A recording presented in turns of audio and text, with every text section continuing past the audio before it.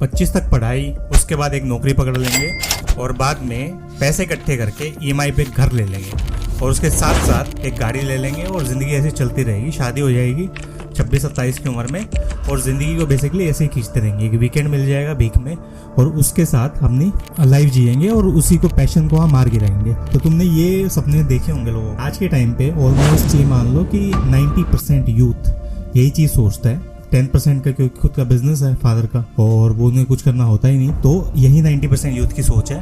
Basically अपना सीधी सी बात है, 25 तक पढ़ाई कर लो, उसके बाद एक नौकरी पकड़ लो कॉर्पोरेट में और ऐसे ही ज़िंदगी चलती रहेगी।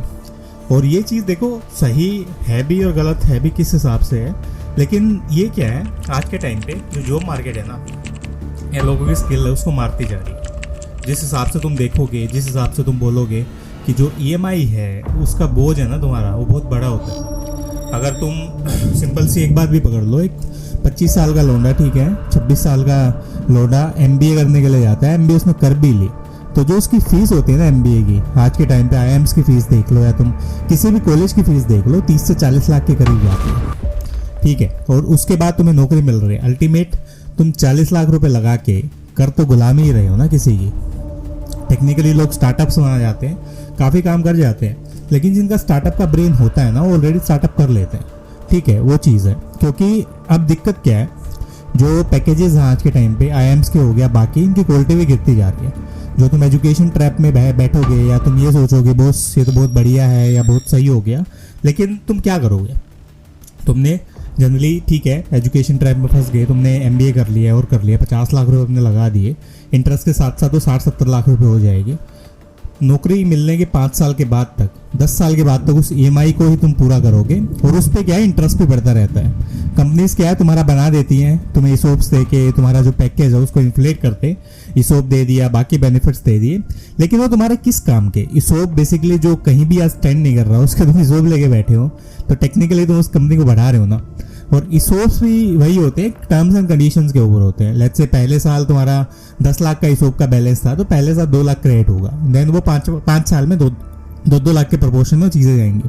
लेकिन टेक्निकली तुमने देखा, सब कुछ देखा कि बहुत सही हो गया, मैं तो बढ़िया है, अच्छा चल रहा है मेरा, सब कुछ हो गया, लेकिन तुम अपना खुद से सोच के देखो कि ये बिल्कुल सही था तुम्हारे लिए डिसीजन, या तुमने सोचा था कभी इस चीज़ के बारे में? तो टेक्निकली देखो एक तरह से चीज़ वही है, एक ट्रैप में तुम फंस जाते हो। और आज के टाइम पे 90% लोग यही हैं कि सिंपल सी एक ज़िंदगी चल रही है, अपना एजुकेशन लिया, एक नौकरी पकड़ ली, उस नौकरी के बेसिस पे ईएमआई पे घर ले लिया, 50 लाख का घर है, 50 और मिला के इंटरेस्ट के 1 करोड़ की ईएमआई, आपकी 1 करोड़ का लोन हो गया। वो सारी उम्र चुकाते रहो जब तक तुम 55 साल के हो जाओगे और लोन उसके बाद तुम्हारा ख़त्म होगा, ठीक है। कई लोगों का 60 पे भी होता है।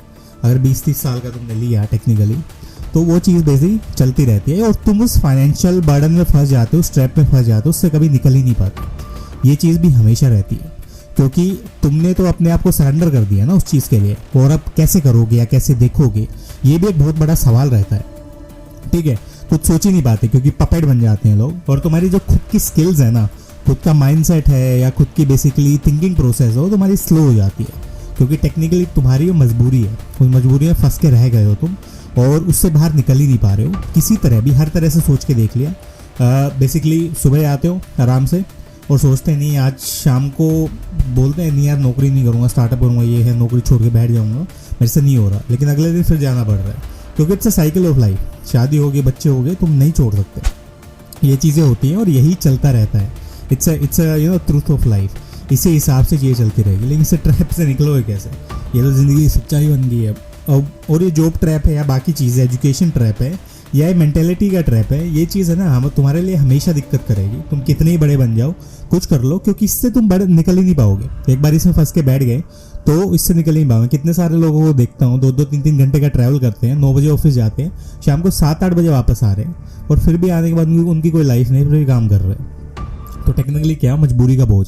और जो बॉस होता है ना, तुम्हारी जो मजबूरी होती है उसका सबसे ज़्यादा लोग फ़ायदा उठाते हैं, ये चीज़ है। अगर तुम किसी को बता दोगे कि तुम अकेले कमाने वाले हो या बेसिकली तुम यहाँ पे मतलब तुम्हारे बेसिस पे तुम्हारा घर चल रहा हो, तुम्हारी और ज़्यादा मारेगा।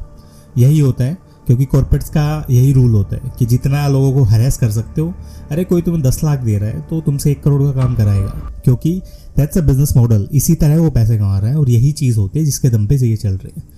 तो काफ़ी बड़ा सवाल है किस हिसाब से इसको ट्रैप से देखा जाए और कैसे देखा जाए।